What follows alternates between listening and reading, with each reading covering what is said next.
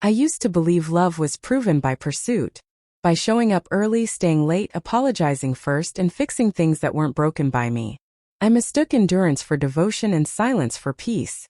When I think back now, the signs were everywhere, subtle at first, then loud enough to rattle the walls.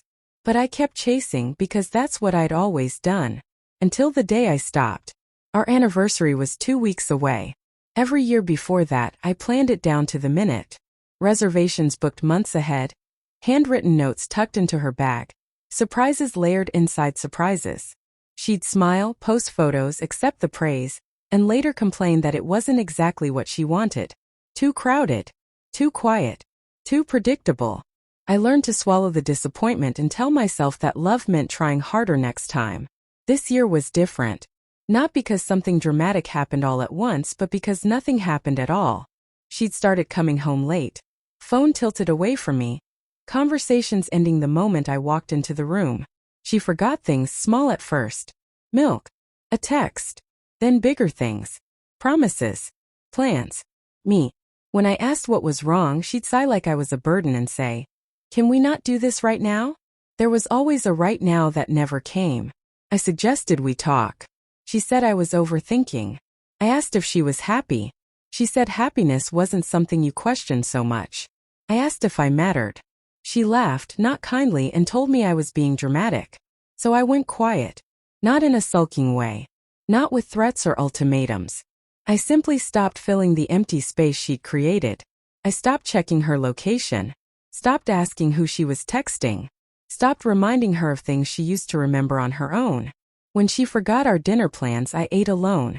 When she didn't come to bed, I slept anyway. When she snapped, I didn't bite back.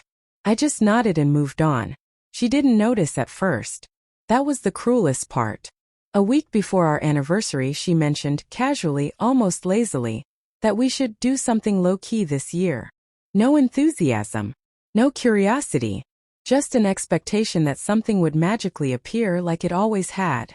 I smiled and said, "Sure." That night I canceled everything. The reservation. The hotel. The custom gift I'd spent weeks designing. I didn't announce it. I didn't explain. I didn't leave a note. I simply removed myself from the role I'd been playing for years. On the morning of our anniversary, I left early. I dressed neatly, kissed her forehead, she barely stirred, and walked out. I turned my phone to silent and went to work like it was any other day. Around noon, the messages started. "Hey, what's the plan tonight?" An hour later. "Did you forget what day it is?" Then, "Seriously, are you okay?" I didn't respond.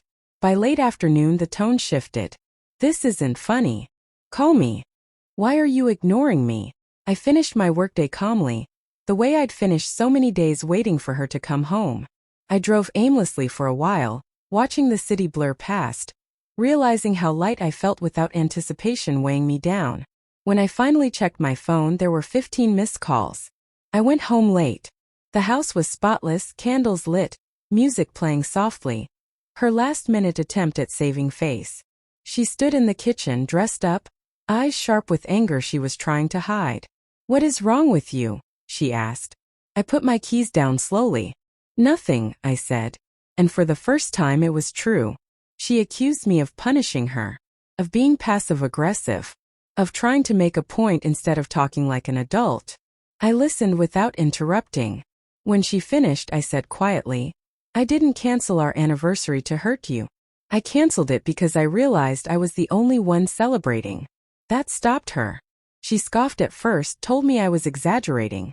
So I reminded her of the times she'd brushed me off, the nights I waited up alone, the conversations she'd dismissed. I didn't raise my voice. I didn't beg. I just listed facts one by one like closing arguments. She grew defensive, then frantic. She said she'd been stressed. That she didn't mean to make me feel that way. That she thought I understood. I told her understanding without effort becomes entitlement. That's when the tears came. Real ones, not the performative kind. She said she didn't realize how close she was to losing me. She said she'd try harder. She asked if we could still do something special that night. I looked at her and felt nothing. Not anger. Not triumph. Just clarity. "It's too late," I said. Not because I don't care. But because I finally do. She reached for me, panic flashing across her face. I stepped back, not out of spite, but out of self-respect. I told her that love shouldn't require one person to disappear for the other to notice. That I wasn't interested in being chased only when I stopped chasing first. We slept in separate rooms that night. In the days that followed, she tried. Dinners cooked. Texts sent. Compliments offered like currency. But effort made in fear doesn't feel like love. It feels like damage control. I remained calm, kind, and distant. That distance did more than any argument ever had. A week later, I told her I wanted space. Not to punish her. To hear myself think. She begged, promised, pleaded.